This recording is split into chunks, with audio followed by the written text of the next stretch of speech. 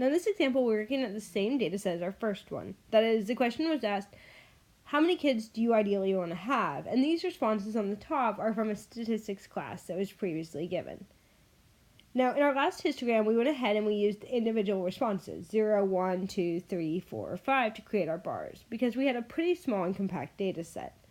In this example, we're going to go ahead and bin our data to show how a different histogram can be created using exactly the same set. Now, when I bin my data, all I'm doing is putting it into intervals, and because this data does have a lot of variation, I'm going to keep the intervals pretty small. So, for this example, I'm going to go ahead and start my interval at 0 and run it up to 2. That's important to remember what this means, and so that brace right there that I used with the 0 means include that value. It's inclusive. The parenthesis I used on the other side means get really, really close, but don't include it. So, for instance, this interval will include 0s and 1s, and it can get close to 2s, so if you told me you wanted 1.9 kids, I can include you, but as soon as you say 2, you're not included in that interval. For this reason, the very first interval will include all of my 0s and all of my 1s, so there's 6 people in that first interval. For my next interval, I'll run this from 2 to 4. Notice I'm counting by 2s, right? 0 to 2, 2 to 4. This interval will include 2, it's got that bracket on it, all the way up to but not including 4. And because I have 7 3s and 4 2s, it looks like I have 11 numbers in there. My next one will be from 4 up to but not including 6. And I've got 3 4s and a 5, so there will be 4 numbers in this interval. Now I've gone ahead and binned my data, it's time to create our histogram. Remember, when I start a histogram, I start by creating a horizontal and a vertical axis. The next thing I need to do is go ahead and put my observation values on my horizontal axis.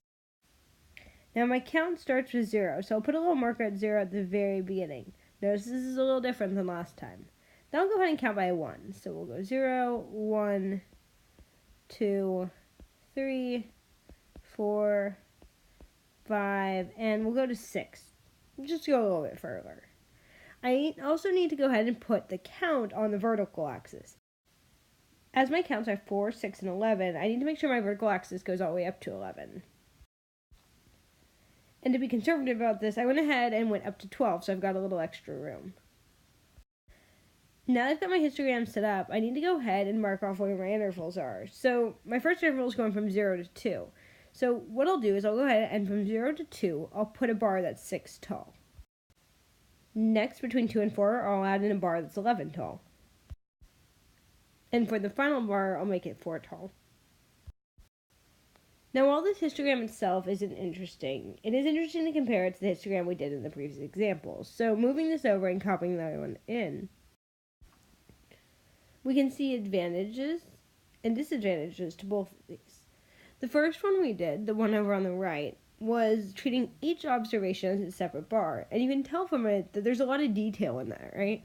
For instance, here you can see that 0, 1 are exactly the same height, and that 5 is the lowest bar.